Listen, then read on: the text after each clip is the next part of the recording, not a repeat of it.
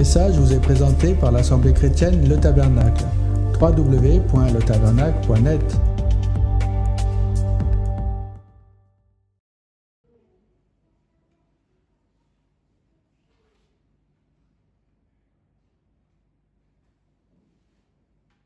Le Seigneur attend de nous plus de joie.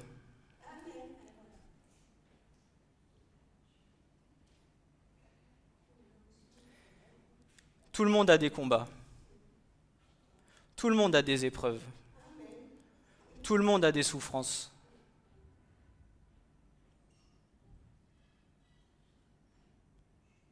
Mais ce que le Seigneur attend, c'est que nous soyons dans la joie. Le Seigneur attend plus de joie dans son Église. Il n'attend pas que nous venions là, assis sur notre chaise, à tirer des têtes d'enterrement. Excusez-moi de vous le dire, mais le Seigneur attend plus de joie. Lorsque tu viens, que tu loues et que tu adores ton Seigneur,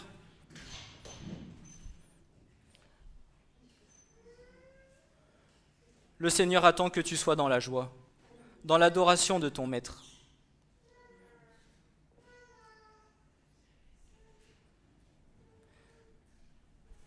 Nous avons tous à travailler sur nous-mêmes. Nous avons tous à nous laisser travailler par le Saint-Esprit. Mais il faut que nous demandions au Seigneur d'ôter les œillères que nous avons. Pourquoi ?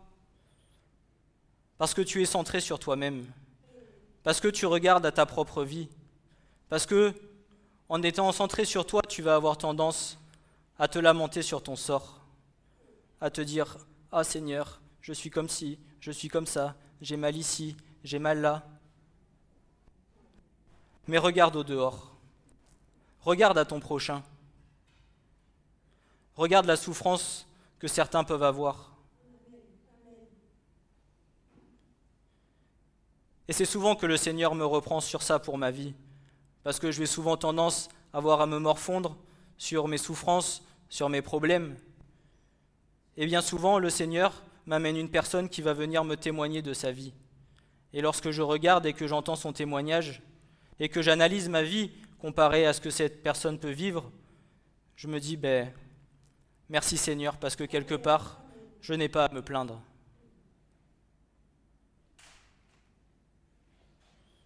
Et toi, tu as le Seigneur. Toi, tu as la clé pour pouvoir venir. Toi, tu as la clé de celui qui va pouvoir venir te consoler, qui va pouvoir venir te restaurer, qui va pouvoir venir te guérir. Mais regarde parfois les gens du dehors, ils n'ont pas cette clé. Ils ne savent pas quelle solution trouver pour pouvoir aller mieux. Nous avons tout. Nous avons la parole de Dieu. Il nous a tout laissé. Il nous a tout laissé. Et tout donné.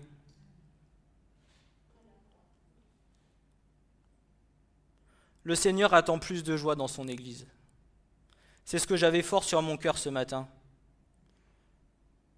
Et pour moi aussi, le Seigneur attend plus de joie de ma part.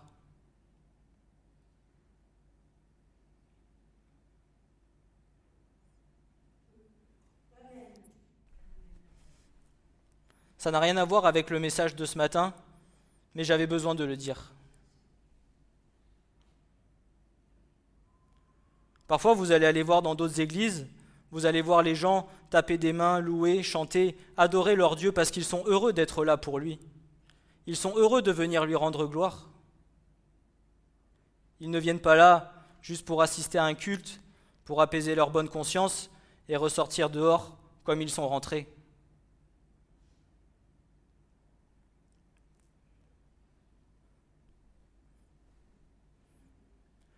Nous sommes privilégiés.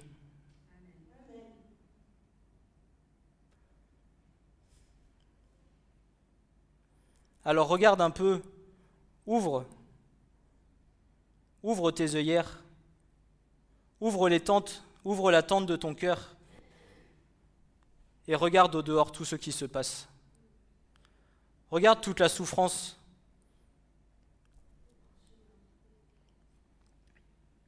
Et prends conscience de la grâce que tu as d'appartenir au Seigneur.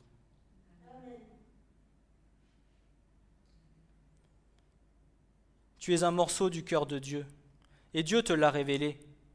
Certains du dehors n'ont pas encore cette révélation, ne savent pas quel chemin trouver pour sortir de leurs problèmes. Mais toi, la solution, tu l'as. C'est le Christ.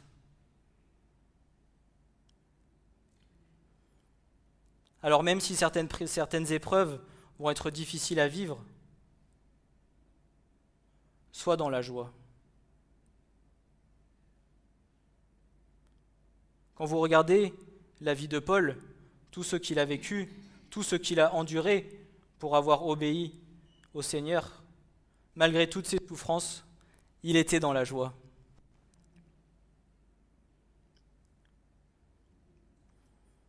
Alors ce matin, je prie que le Seigneur nous remplisse de sa joie et de son amour.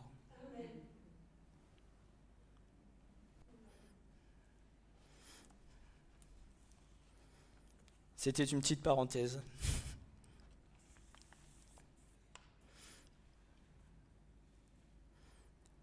Je vais reprendre le message d'il y a 15 jours en ce qui concerne l'obéissance. L'obéissance qui est un large sujet, mais qui en même temps est tellement important. Et le point que j'ai désiré développer, c'est le lien entre l'obéissance et les bénédictions. Parce que bien souvent, l'homme va avoir tendance à attendre les bénédictions pour obéir, alors qu'en réalité, le Seigneur attend de nous que nous obéissons pour pouvoir être bénis. Parce qu'aujourd'hui, l'homme a tout. L'homme a tout de suite. En un clic, vous allez sur Internet, vous ne savez pas quelque chose, vous tapez 4 mots, vous avez la réponse.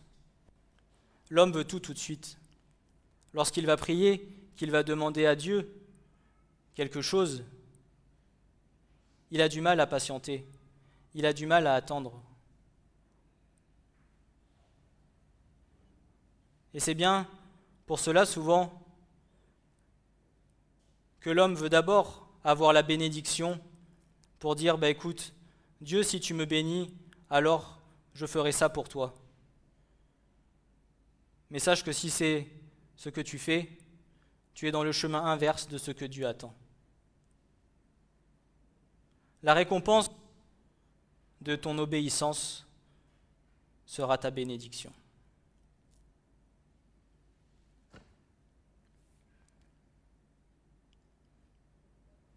En tant qu'enfant de Dieu, notre obéissance doit découler de l'amour que nous portons à notre Dieu. Notre degré d'amour pour notre Sauveur convergera avec la facilité à obéir à ses commandements. La justice, la paix, la joie par le Saint-Esprit sont plus grands que n'importe quel sacrifice ou souffrance que nous pouvons subir lorsque nous recevons la parole de Dieu et que nous décidons d'obéir à ses commandements. Je le redis, au plus ton amour pour le Seigneur sera grand, au plus tu auras de facilité à obéir à ses commandements. Parce que cette obéissance, c'est l'amour que tu as pour le Seigneur qui va t'aider à la faire. Ce n'est pas une punition, ce n'est pas une corvée. C'est par l'amour que tu auras pour le Seigneur qui t'aidera à obéir aux commandements de Dieu. Et Jean nous le dit, car c'est ici l'amour de Dieu que nous gardions ses commandements, et ses commandements ne sont pas pénibles.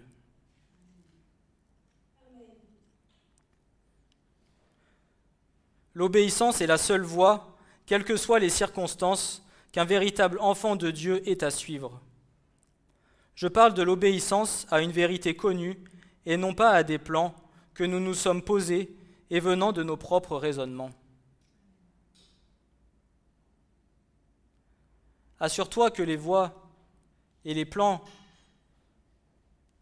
de ta vie soient bien ceux que le Seigneur veut pour toi. Parce que bien souvent, nous allons nous faire nos propres raisonnements. Nous allons quelque part rassurer nos consciences en nous disant « Ah ben c'est le Seigneur qui m'a mis dans cette voie ». Et petit à petit, au fur et à mesure que tu avances, tu te rends compte finalement que c'est un échec. Pour beaucoup de chrétiens, ils vont se rassurer en se disant « J'ai remis entre les mains du Seigneur, maintenant j'avance et je verrai si le Seigneur permet que cela s'accomplisse. » Mais as-tu attendu la réponse de Dieu ? Je ne sais pas si vous vous souvenez d'un prêche que notre frère nous avait donné, où le point clé du message c'était « Attends-tu la réponse de Dieu ?» Lorsque tu demandes quelque chose, est-ce que tu es suffisamment patient pour attendre sa réponse, afin de savoir si oui ou non le projet dans lequel Dieu veut t'amener est bien sa volonté.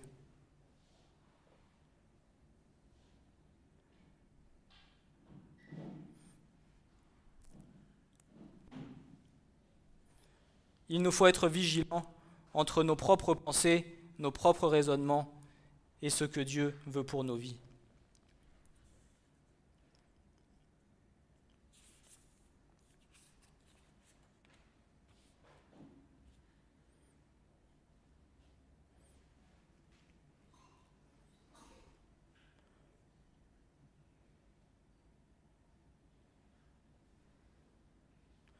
Plus grande sera ta foi, plus tu seras prompte à obéir et à te laisser conduire par le torrent de la grâce pour t'emmener là où le Seigneur veut que tu sois.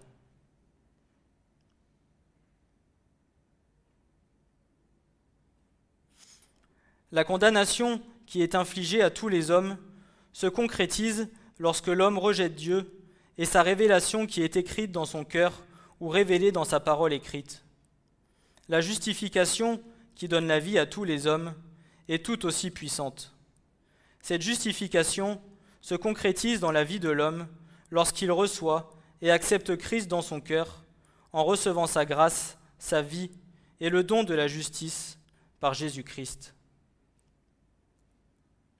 Tous les actes de sa vie, sans exception, sont empreints du caractère d'obéissance.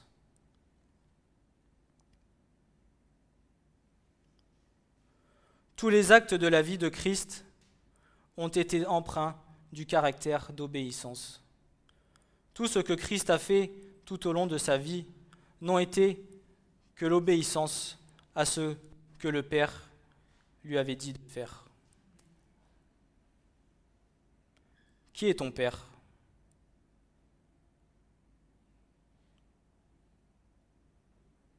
Ton Père charnel d'où tu es né de l'union avec ta mère, ou ton Père qui est dans les cieux ?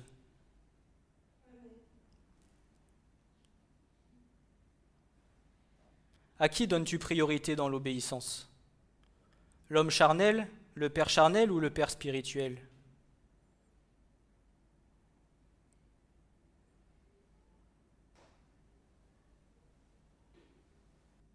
En tout cas, lui, il vous conseille d'obéir au Père spirituel. Pourquoi ? Parce qu'il te connaît mieux que toi-même.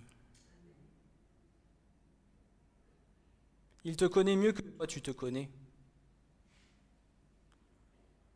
Ton Père aura les conseils d'un point de vue terrestre, d'un point de vue à court terme, mais ton Père céleste, lui, te permettra d'être dans le chemin de vérité. Ton Père céleste te permettra d'être dans la voie que lui a tracée pour toi où il connaît tous les tenants et les aboutissants pour ta vie. Et en suivant ses conseils, tu es sûr que tu seras dans la voie d'obéissance.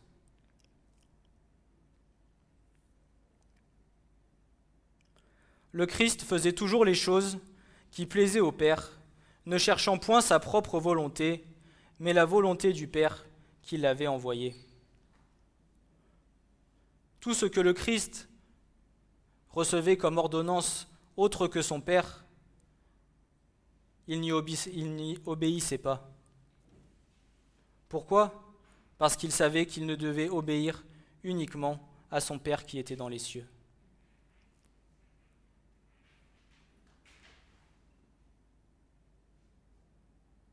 Et de plus, il était descendu du ciel, non pour faire sa volonté, mais la volonté de celui qui l'avait envoyé.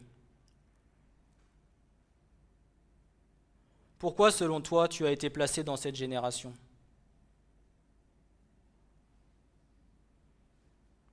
Pourquoi, selon toi, as-tu été choisi par Dieu ? Crois-tu que c'est un hasard comme ça ? Il est venu, il s'est dit, bah tiens, je vais choisir Jennifer, je vais choisir Philippe. Il n'y a pas de hasard avec le Seigneur.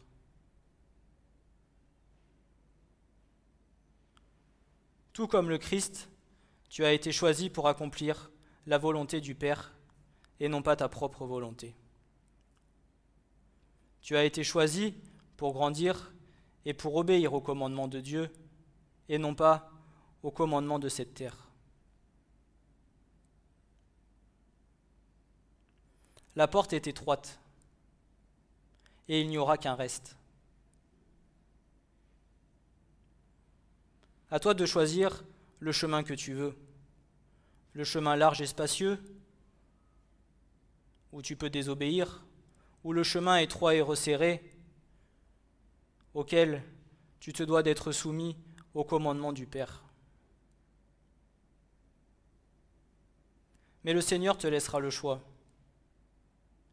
Il ne te forcera pas, il ne te tirera pas la main. Il ne forcera pas le passage. C'est ton propre choix. C'est ta propre décision. Pourquoi ? Parce que lorsque tu te présenteras devant le Père, tu ne pourras pas dire « Oui, mais c'est toi. Oui, mais c'est parce que si, c'est parce que ça. » Non. Tu ne pourras faire qu'une chose, c'est fermer ta bouche. Parce que justement, le Seigneur t'aura laissé le choix de faire ce qui était bon ou ce qui était mauvais.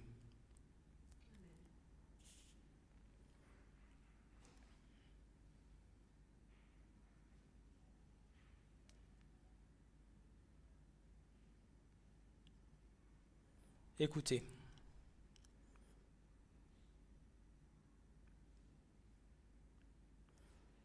Que Christ eut le sentiment de sa force ou qu'il ne sentit que sa faiblesse, car quoique, vivant par la puissance de Dieu, il a été crucifié en infirmité, jamais on ne le vit reculer dans l'obéissance qui lui était commandée et qu'il avait acceptée avec joie.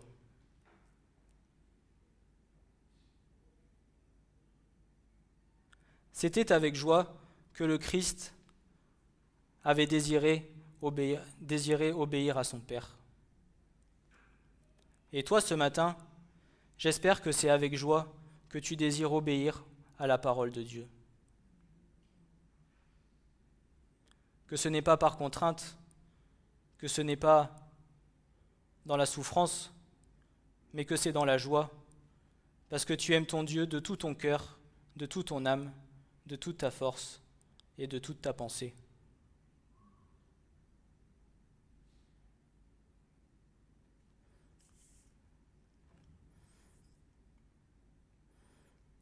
Christ nous a appris et nous apprend encore la souffrance et le prix à payer qui résulte d'une obéissance fidèle à Dieu au sein d'un monde anéanti par le péché. Il est un sauveur et un souverain sacrificateur à cause de ses souffrances et de la mort qu'il a endurée, sans commettre de péché, celui par lequel nous pouvons avoir aujourd'hui le salut éternel et par lequel nous pouvons dire « Abba Père ».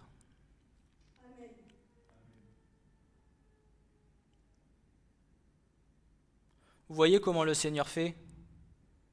Quelque part, je me dis des fois, je ne savais pas ce que j'allais vous dire avant de commencer le message, et les passages que j'ai surlignés hier soir de ce que j'ai dit la semaine dernière sont en lien juste avec ce que je vous ai dit avant. Vous voyez comment le Seigneur fait ? C'est qu'il y a des choses à comprendre de ça. Ce n'est pas un hasard.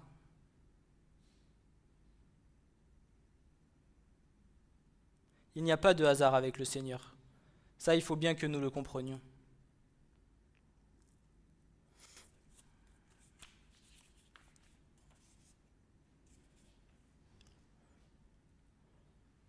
Il nous faut être vigilants à ne pas confondre l'obéissance par soumission à notre Dieu et l'obéissance à nos propres désirs et propres convoitises, donnant davantage satisfaction à la chair plutôt qu'à l'esprit, qui ne sont que source de péché et d'autosatisfaction, par lequel nous trouverons tous les arguments possibles de justification afin d'apaiser nos consciences. C'est ce que je vous disais tout à l'heure.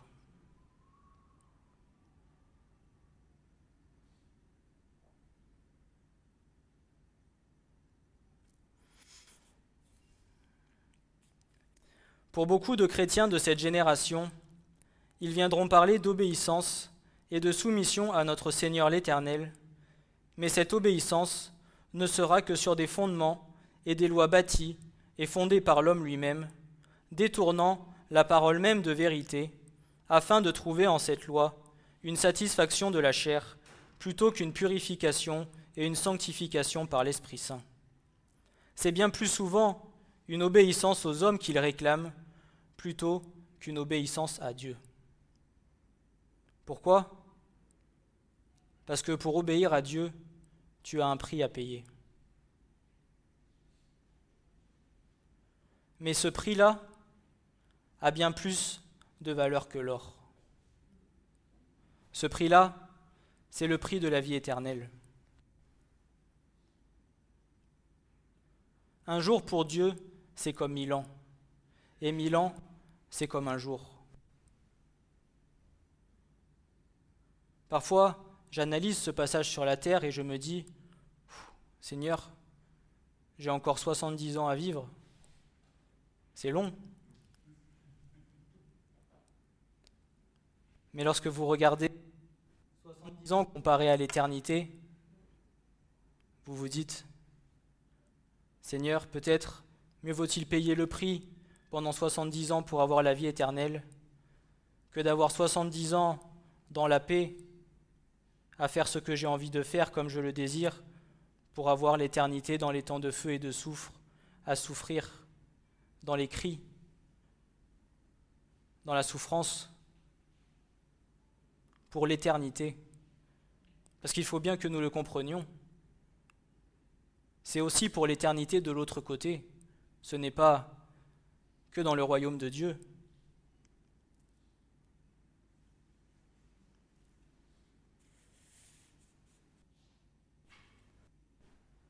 Il nous a tout donné. Il nous a tout laissé. Tout le règlement intérieur que nous avons à respecter, il est ici, sous tes yeux.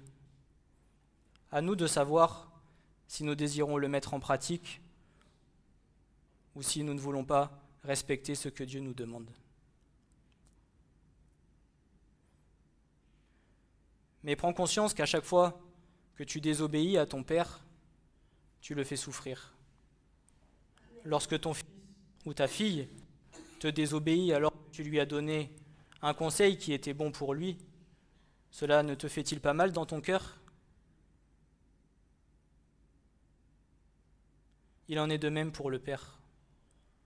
Et même encore plus, puisque son amour est encore plus grand que celui que tu as pour tes enfants.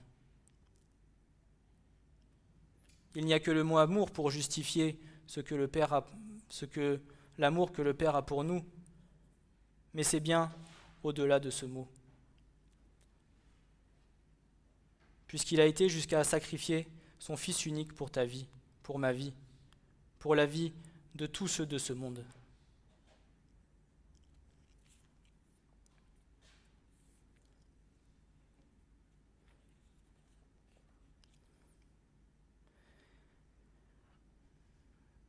Donc il nous faut comprendre que c'est l'obéissance qui précède la bénédiction, et non pas la bénédiction qui précède à l'obéissance.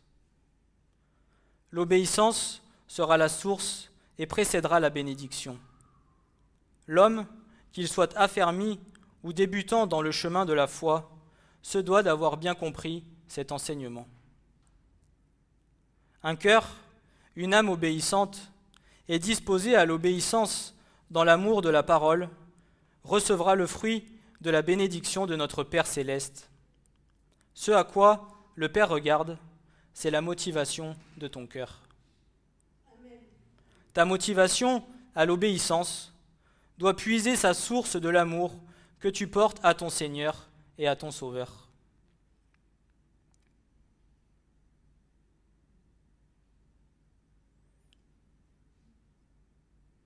Aimer Christ pour la bénédiction est un amour, une satisfaction propre à la chair et temporairement éphémère, car ton cœur est attaché à la bénédiction elle-même et non pas à celui qui est à son origine. Parfois, tu vas te rassurer en te disant « Seigneur, j'aimerais bien avoir ci, tu sais combien je t'aime. » Mais au final, une fois que tu auras reçu ce que le Seigneur t'aura donné, tu auras rangé le Christ au fond du tiroir, tu l'auras bien oublié et tu le ressortiras quand tu en auras besoin.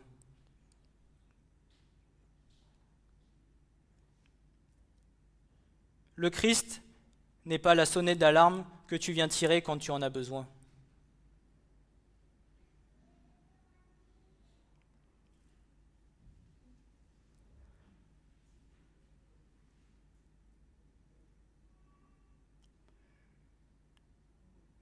Laisse-moi te dire que si tu te reconnais dans ces mots, alors tu fais fausse route et tu entendras des lèvres du Sauveur « Je ne vous ai jamais connu ».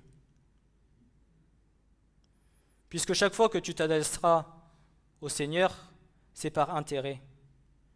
Quelle relation y a-t-il d'intimité lorsque tu viens, que tu pries et que tu demandes à ton Seigneur que des choses par intérêt? Crois-tu qu'il y a une relation de cœur à cœur qui se forme? Ou est-ce simplement une relation charnelle?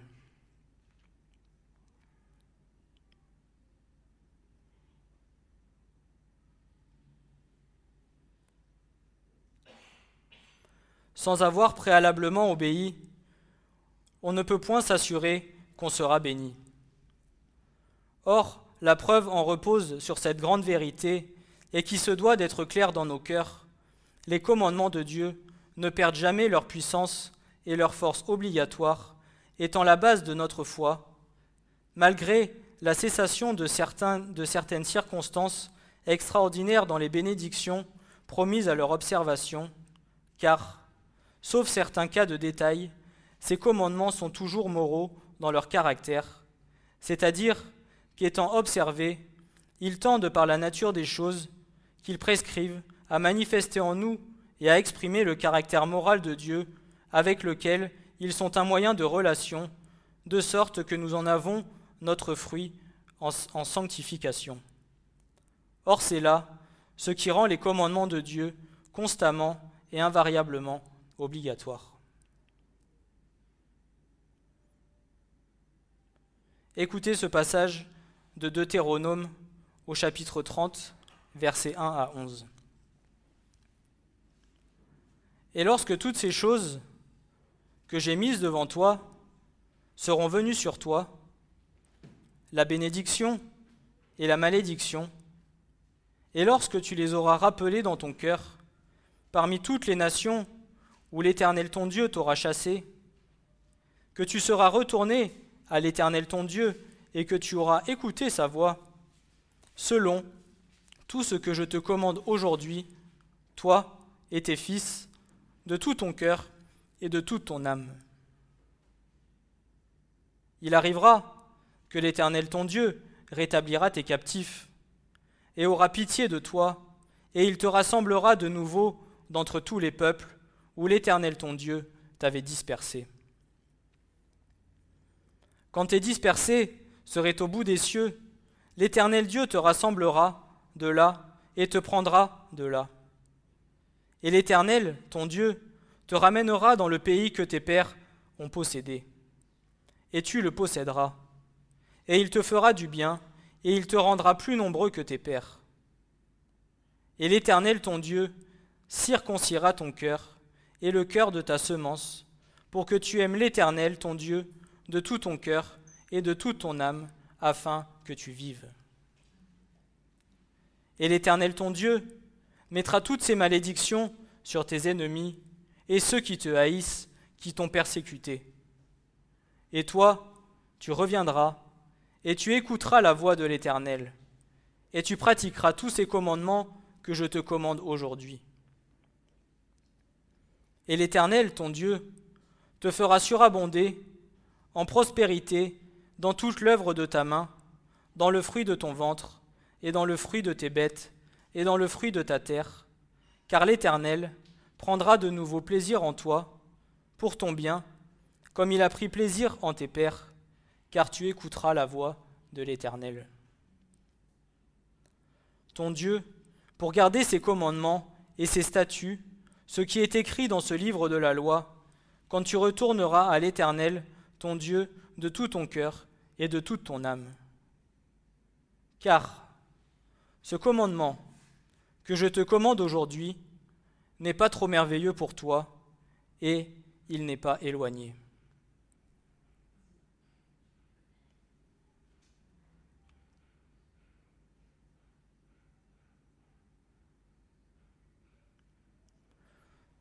Tous les commandements que Dieu nous donne ne sont pas inapplicables pour nous. Dieu ne nous donnera jamais quelque chose que nous ne pouvons pas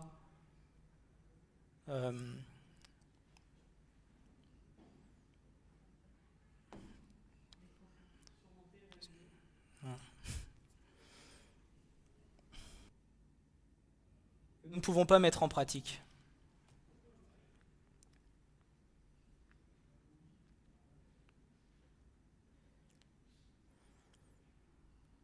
Seulement, ce que le Seigneur te demande, c'est d'écouter sa voix. Pas d'entendre, que ça rentre par une oreille, que ça sorte par l'autre. D'écouter. D'avoir un cœur obéissant, soumis à l'Esprit de Dieu. La loi est indissociable de la grâce, et la grâce indissociable de la loi. Tout comme le Père, le Fils et le Saint-Esprit sont indissociables. L'ancienne alliance et la nouvelle alliance sont indissociables. Elles sont complémentaires. Tout comme le Père, le Fils et le Saint-Esprit ne font qu'un et sont complémentaires les uns des autres.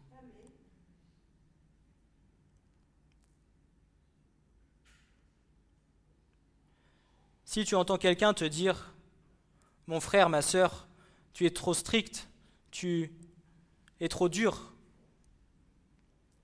aujourd'hui, nous sommes sous un temps de grâce, sous un temps d'amour. Il y a des choses que nous pouvons accepter. Laisse-moi te dire qu'il faut que tu lui dises « Mon frère, tu te trompes ».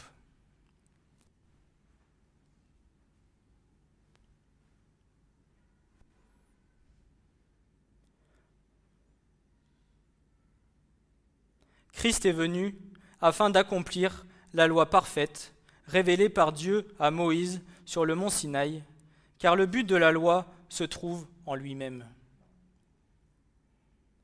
Les commandements de Dieu ne sont autres que les conseils parfaits qu'un père enseignerait à ses fils, à ses filles, afin de ne point pécher contre lui et de perdre leur salut éternel. Lorsque toi, tu vas venir enseigner ton fils, ta fille, dans la vérité de la parole de Dieu, c'est parce que tu ne veux pas que son âme se perde. C'est parce que tu veux qu'elle soit et qu'elle reste sur le chemin étroit que le Seigneur veut pour elle ou pour lui. Et c'est ce que Dieu attend avec toi, avec moi, avec chacun d'entre nous. Il attend de nous que nous suivions le Christ afin d'arriver là où nous arrivions.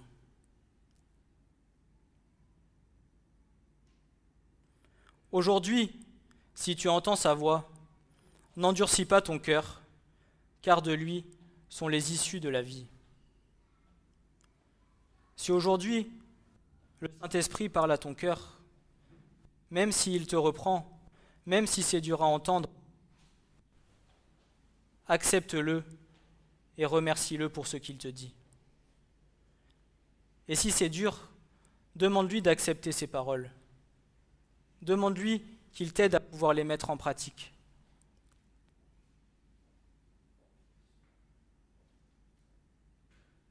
Ce n'est pas qu'il t'aime pas, bien au contraire. C'est parce que son amour est bien plus grand que tu ne l'imagines. Tout comme toi, quand tu vas reprendre et corriger tes enfants, c'est parce que tu les aimes. Alors si ce matin, le Seigneur parle à ton cœur, n'endurcis pas ton cœur. Aucune ordonnance que tu pourras recevoir de la part de Dieu ne te sera insurmontable. Car les ordonnances de l'Éternel sont droites, réjouissant le cœur. Le commandement de l'Éternel est pur, illuminant les yeux. La crainte de l'Éternel est pure, subsistant pour toujours. Les jugements de l'Éternel sont la vérité, justes tous ensemble. Ils sont plus précieux que l'or et que beaucoup d'or fin, et plus doux que le miel, et que ce qui distille des rayons de miel. Aussi, ton serviteur est instruit par eux, il y a un grand salaire à les garder. Qui est-ce qui comprend ces erreurs? Purifie-moi de mes fautes cachées. Psaume 19, versets 8 à 12. La repentance dans l'humilité, l'amour et la soumission à celui qui t'a tant aimé n'est autre qu'une forme d'obéissance envers ton Créateur et par laquelle suivra la bénédiction.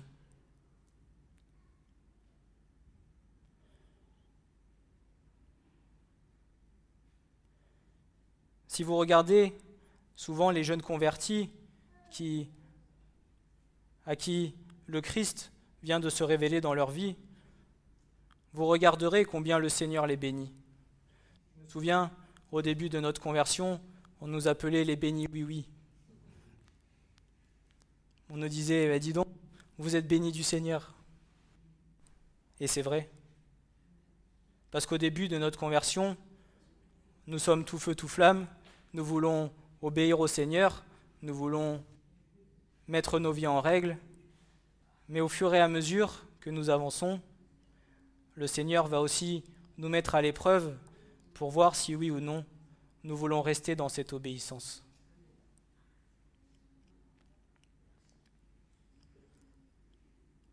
Tout ce passage ne fait que refléter et prophétiser la vision du monde présent, de cette génération qui se perd, et de laquelle le Père attend une restauration du cœur d'Israël, une repentance et un retour au cœur du Père, reconnaissant le Christ comme le Messie, avec en bénédiction la délivrance de la captivité, le retour à Jérusalem du peuple élu, le réveil spirituel pour une restauration finale, avec le rassemblement du reste qui sera attaché au cœur du Père. Le Seigneur attend de nous un réveil dans cette génération. Pensez-vous qu'il ira prendre son Église comme ça, endormi,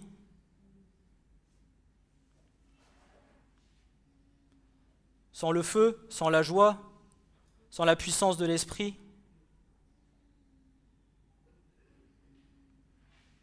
Le Seigneur attend un réveil de son peuple. Amen.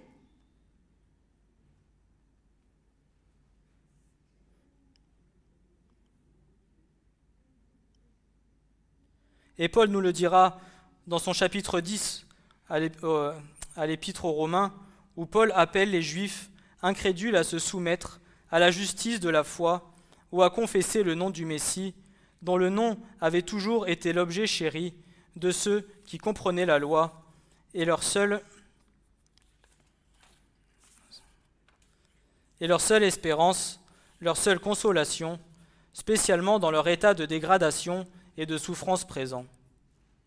Rien que cette obéissance à la vérité ne pouvait leur profiter dans leur position actuelle, comme au reste, rien d'autre ne peut profiter à des pécheurs ou à des transgresseurs de la loi de Dieu.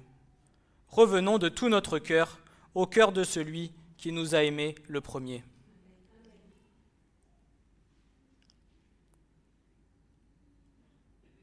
Regarde, j'ai mis aujourd'hui devant toi la vie et le bonheur, et la mort et le malheur.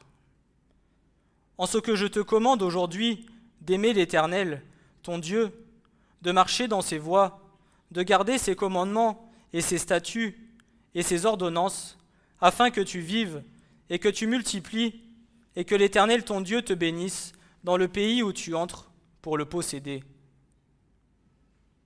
Mais si ton cœur se détourne, et que tu n'écoutes pas, et que tu te laisses séduire, et que tu te prosternes devant d'autres dieux et que tu les serves, je vous déclare aujourd'hui que vous périrez certainement et que vous ne prolongerez pas vos jours sur la terre.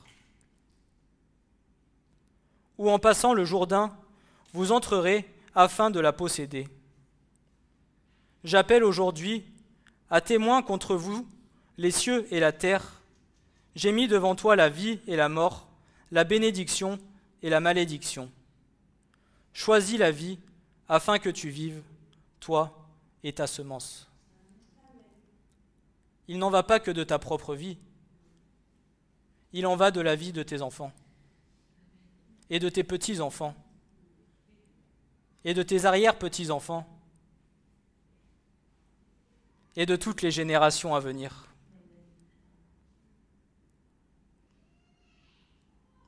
En aimant l'Éternel ton Dieu, en écoutant sa voix et en t'attachant à lui. Car c'est ta vie et la longueur de tes jours, afin que tu habites sur la terre que l'Éternel a juré à tes pères, à Abraham, à Isaac et à Jacob de leur donner.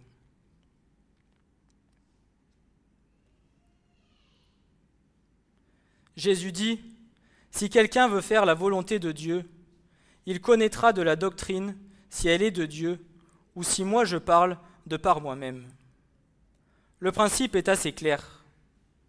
Il faut que pour connaître une vérité, l'homme soit moralement préparé et en ait le profond désir dans son cœur, et cette préparation et ce désir, c'est l'esprit d'obéissance. Comme je vous le disais tout à l'heure, le Seigneur dira « si tu le veux ».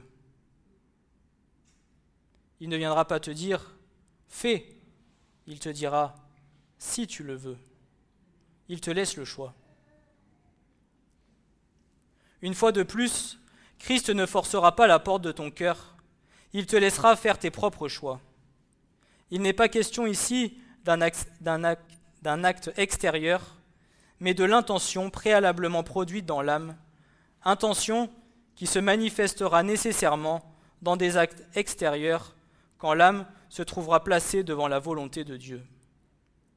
Jésus dit, « Si quelqu'un veut faire sa volonté, alors il connaîtra. » La promesse de connaître étant fondée sur l'esprit d'obéissance, car à quoi bon conférer un don de connaissance sans avoir préalablement amené l'âme à vouloir obéir? Ne serait-ce pas en Dieu une contradiction réelle avec lui-même? Ne travaillerait-il pas à tenir sa propre gloire?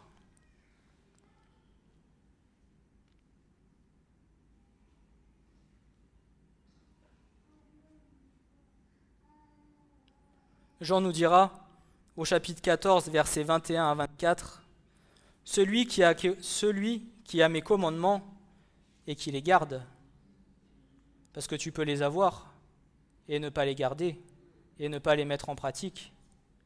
Celui qui a mes commandements et qui les garde, celui-là, c'est celui-là qui m'aime. » Est-ce que tu vois la différence entre l'amour que le Seigneur attend et l'amour que parfois certains vont vouloir donner au Seigneur? Comme je vous disais tout à l'heure, juste demander au Seigneur la bénédiction, témoigner d'un amour pendant 2 jours, et une fois que tu as reçu la bénédiction,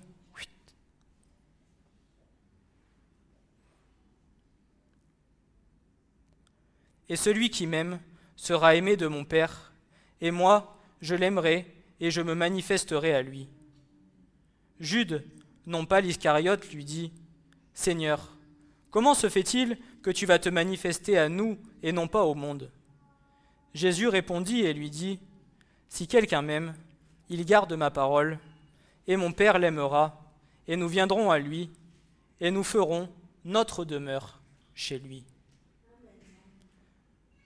Christ fera sa demeure dans ton cœur, si seulement tu obéis à ses commandements. Celui qui ne m'aime pas ne garde pas mes paroles. Et la parole que vous entendez n'est pas la mienne, mais celle du Père qui m'a envoyé. Il nous faut reconnaître combien nous sommes explicitement et positivement enseignés dans la parole de Dieu. Rien de plus que la souveraineté de la grâce envers le pécheur par l'obéissance de Christ et la sûreté pour nous, enfants de Dieu, d'être bénis de lui dans le sentier de l'obéissance à sa parole. Je ne parle pas ici des châtiments de l'amour immuable de notre Père pour amener cette bénédiction, mais la parole est précise sur ce point que l'attachement à l'obéissance de Christ est la voie de tout don et bénédiction spéciale réservée à ceux qui mettent sa parole en pratique.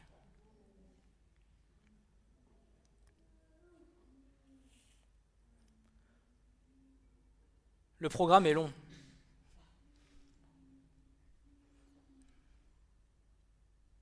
Tu ne l'obtiendras pas du jour au lendemain. Mais si le Seigneur voit le désir dans ton cœur de vouloir obéir à sa parole, parce que comme je le disais, le Seigneur ne voit pas ce que tu es aujourd'hui, il sait déjà ce que tu seras demain et jusqu'à la fin. C'est pour ça qu'il regarde au cœur, qu'il ne regarde pas extérieurement à ce que tu fais ou à ce que tu es. C'est au désir de ton cœur qu'il regarde. Alors si déjà dans ton cœur tu as le désir d'obéir à sa parole et à ses commandements, alors attends-toi à être béni du Seigneur.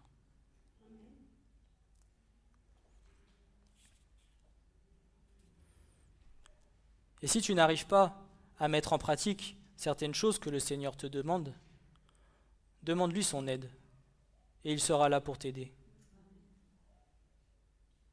Comme un enfant qui n'arrive pas à marcher, qui a besoin d'aide, où un père va venir et l'aider à affronter, à passer les petites marches qu'il doit monter, bien le père aussi prendra ta main et t'aidera à avancer.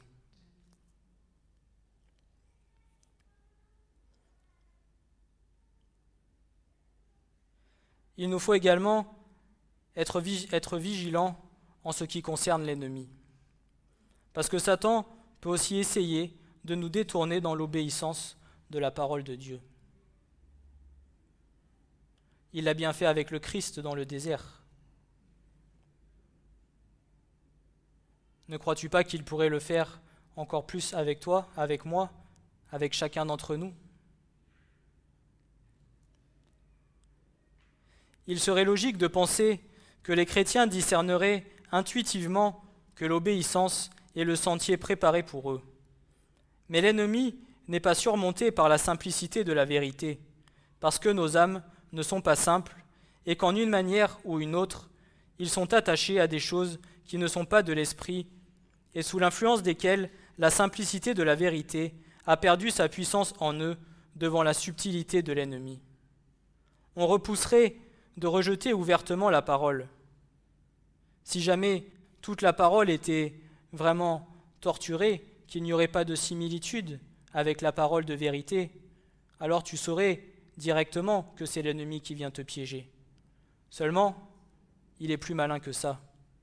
Il te donnera des demi-vérités qui à la fois te sembleront être quelque chose de juste, mais qui en réalité ne sont faits que pour te détourner du chemin de vérité.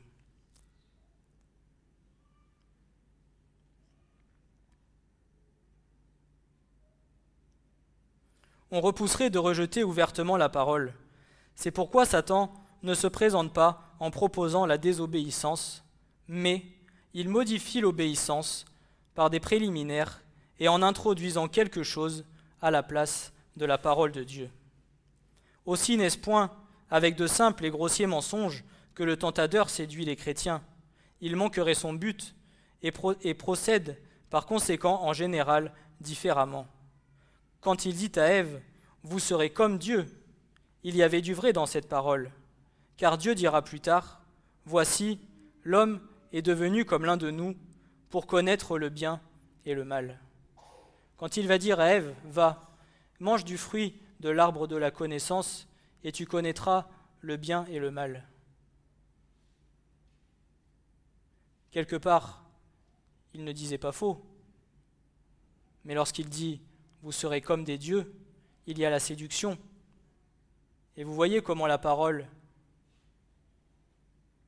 est détournée, des demi-vérités. C'est pour cela qu'aujourd'hui, et je le redis encore, soyez comme des Béréens et vérifiez ce que vous entendez. Parce que dans ces temps de la fin, vous aurez beaucoup de séducteurs qui viendront et qui tortureront la parole comme eux le désirent, à leur propre intérêt, à leur propre façon de penser, et non pas comme ce que la parole de Dieu veut dire.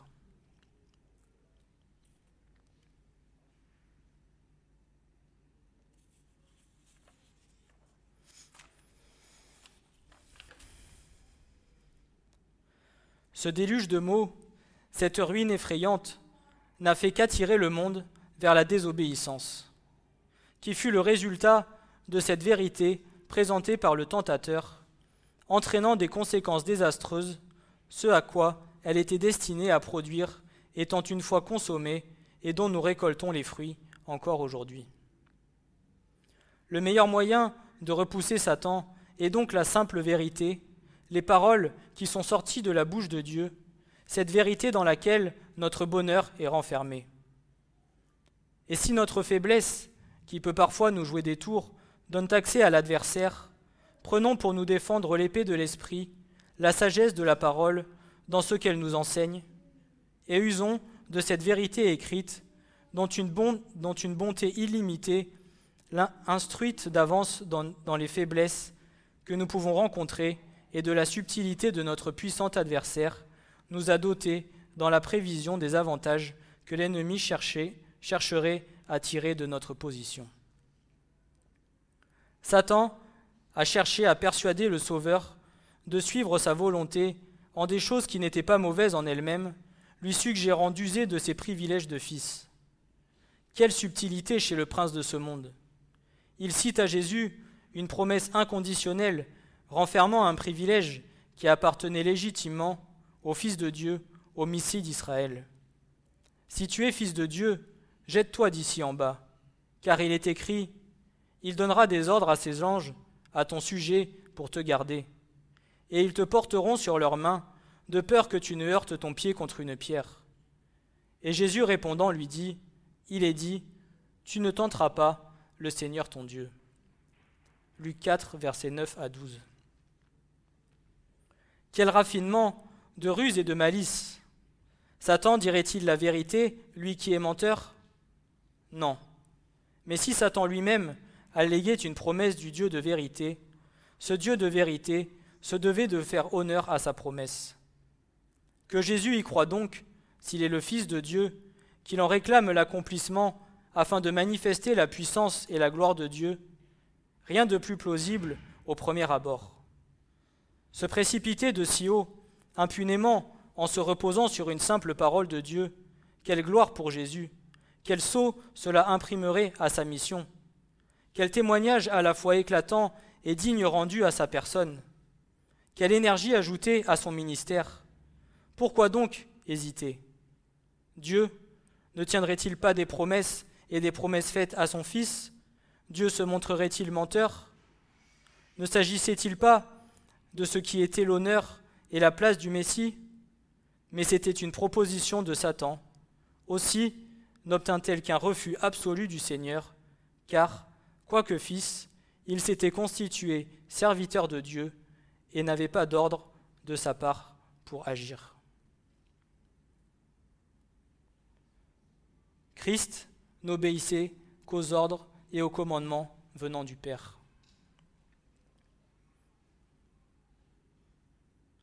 C'est pour cela, et ça me vient maintenant, lorsque nous recevons des prophéties d'un homme, d'une femme, et qu'il est dit « Éprouve les esprits pour voir s'ils sont de Dieu », demande confirmation au Père pour savoir si cette prophétie vient bien du Seigneur.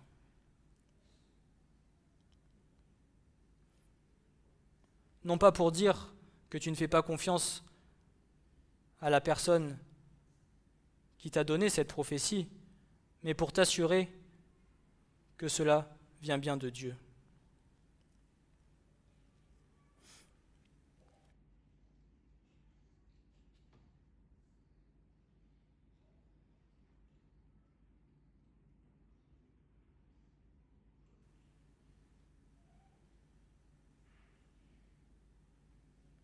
Il peut arriver que Satan utilise des serviteurs de Dieu et même parfois des gens du monde qui vont utiliser les Écritures pour essayer de convaincre les enfants de Dieu de faire ce qu'ils savent erroné ou insensé.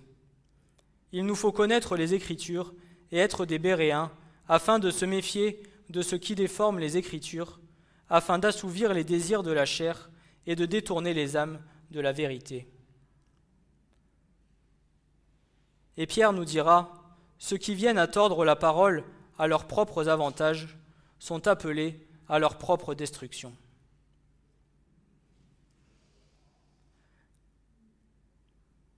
La première chose qui se voit, le premier point que l'Esprit Saint enseigne, c'est l'état de ruine lui-même dans lequel l'Église est tombée. Là est, pour ceux qui agissent dans l'Église et que l'Esprit a enseigné, la clé de la conduite qu'ils ont à tenir, le principe dont il faut partir et ne jamais dévier. C'est, comme nous l'avons vu précédemment dans Deutéronome, l'obéissance de la foi. Dieu ne rejettera ni n'abandonnera jamais son peuple, quel que soit d'ailleurs le malheur des temps. Immuable et fidèle, il nous fera trouver, même dans les positions les plus fâcheuses, ce qui nous est nécessaire dans les temps fâcheux. Mais toi, demeure dans les choses que tu as apprises et dont tu as été pleinement convaincu, sachant de qui tu les as apprises, et que, dès l'enfance, tu connais les saintes lettres qui peuvent te rendre sage à salut par la foi et dans le Christ Jésus. Toute écriture est inspirée de Dieu et utile pour enseigner, pour convaincre, pour corriger, pour instruire dans la justice, afin que l'homme de Dieu soit accompli et parfaitement accompli pour toute bonne œuvre. 2 Timothée 3, versets 14 à 17. Il nous faut retenir de ce passage que notre obéissance se doit d'être soumise uniquement à la voix de Dieu. Il faut de la confiance en Dieu pour obéir, et c'est dans l'obéissance seule que cette confiance se trouve.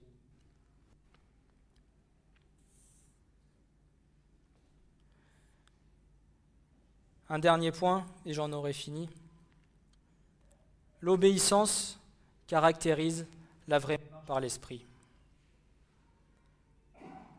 Une soumission implicite et sans réserve à la parole qui est la voie de l'Esprit, et la reconnaissance de l'autorité de l'Esprit, et la reconnaissance que Dieu, quand nous donnons ainsi gloire à sa vérité, glorifie sa vérité en nous bénissant.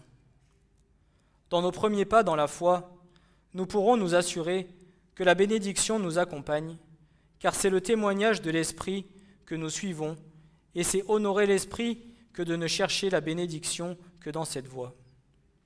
C'est pour cela, enfin, que l'Évangile, comme aussi le mystère de Dieu, a été donné à connaître à toutes les nations pour l'obéissance de la foi. L'opération du Saint-Esprit est de nous rendre obéissants, et si nous ne le sommes pas, nous désavouons son autorité, tandis que son obéissance est la preuve réelle que nous croyons au Saint-Esprit et que nous sommes conduits par lui, seule chose que Dieu approuve. Les personnes les plus avancées dans la vie spirituelle ne sont pas celles qui montrent extérieurement le plus d'activité et d'énergie, mais celles qui sont toujours plus convaincues que tout est renfermé dans la sphère de l'obéissance et que hors de cette sphère, notre travail est sans fruit et sans succès, parce que c'est là l'ordre établi de Dieu et que tout ce qui vient de nous est nécessairement mauvais. Avoir les commandements de Dieu est déjà signe d'une âme obéissante et enseignée de Dieu, d'une âme qui, en communion spirituelle avec lui, a acquis le discernement par lequel la pensée de Dieu dans la parole est saisie et comprise. Garder les commandements de Dieu est alors preuve d'une volonté patiente et soumise de persévérer à marcher sous la conduite et dans la force du Seigneur, malgré l'ennemi et ses assauts. Ainsi donc, mes bien-aimés, de même que vous avez toujours obéi, non seulement comme en ma présence, mais beaucoup plus maintenant en mon absence, travaillez à votre propre salut avec crainte et tremblement, car c'est Dieu qui opère en vous le vouloir et le faire, selon son bon plaisir.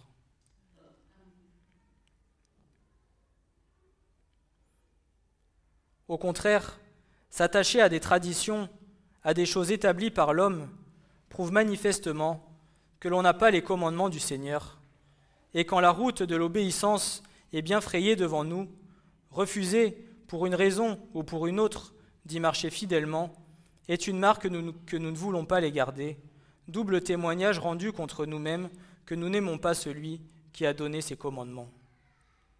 Nous avons reçu de Dieu une lumière qui nous donne comme gage de sa protection future, afin de se fier assez à sa bonté pour obéir simplement et sans calcul et recevoir davantage de cette lumière. Notre seule confiance doit être en l'Esprit de Dieu, parce que nous n'avons en nous-mêmes ni force ni lumière. De sa présence au milieu de nous, présence qui doit être le grand et continuel objet de nos prières, dépendent tout ordre, toute bénédiction, toute vraie obéissance. Par lui seul, nous reconnaissons ce que le Père et le Fils sont pour nous dans les conseils divins. Le Saint-Esprit est le grand agent immédiat de toutes les opérations de Dieu, soit en créant, soit dans la créature, comme il est dans tous les actes, selon Dieu, accomplis par l'homme. Mais on ne peut connaître dans ce dernier la mesure de l'Esprit que par l'obéissance de la foi, d'une foi éclairée à ce que même l'Esprit nous enseigne par la parole. Faisons en sorte de toujours chercher l'accroissement de celui-ci quant à son exercice dans l'obéissance à Dieu. Nous avancerons ainsi toujours plus dans le sentier de l'obéissance, en même temps que Dieu sanctionnera les pas que nous aurons faits précédemment dans ce chemin, car quoi que nous sachions, peu ce que c'est que cette puissance de l'Esprit, c'est bien elle qui nous a conduits jusque-là où nous sommes aujourd'hui. Ayant dit plus haut, tu n'as pas voulu de sacrifice, ni offrande, ni holocauste, ni de sacrifice pour le péché, et tu n'y as pas pris plaisir, lesquels sont offerts selon la loi. Alors il dit, voici, je viens pour faire ta volonté. Il ôte le premier, afin d'établir le second. C'est par cette volonté que nous avons été sanctifiés, par l'offrande du corps de Jésus-Christ, faite une fois pour toutes. Et tout sacrificateur se tient debout chaque jour, faisant le service et offrant souvent les mêmes sacrifices qui ne peuvent jamais ôter les péchés. Mais celui-ci, ayant offert un seul sacrifice pour les péchés, s'est assis à perpétuité à la droite de Dieu, attendant désormais jusqu'à ce que ses ennemis soient mis pour marchepied de ses pieds. Car, par une seule offrande, il a rendu parfait à perpétuité ceux qui sont sanctifiés. Et l'Esprit Saint aussi nous en rend témoignage, car après avoir dit, c'est ici l'alliance que j'établirai pour eux après ces jours-là, dit le Seigneur. En mettant mes lois dans leur cœur, je les écrirai aussi sur leurs entendements, il dit, et je ne me souviendrai plus jamais de leurs péchés ni de leurs iniquités. Amen. Alors j'ai été un peu rapide sur la fin, mais vous voyez combien il est important d'obéir au commandement de Dieu et à la parole de Dieu. Mais c'est un travail qui se fait tout au long de la marche. Et le plus important, c'est le désir de vos cœurs. C'est que vos cœurs aient ce désir ardent d'être agréables au Seigneur. Oui, nous chuterons, oui, nous ferons des erreurs, mais petit à petit, nous allons grandir et nous allons être faits à la stature parfaite de ce que le Christ veut faire avec nous. Que le Seigneur nous aide à obéir à ses commandements et qu'il puisse nous accompagner dans chacune de nos voies. Que vous soyez bénis, que vous soyez fortifiés et qu'ensemble, nous puissions former le cœur parfait que Christ attend, dans la joie et dans l'amour.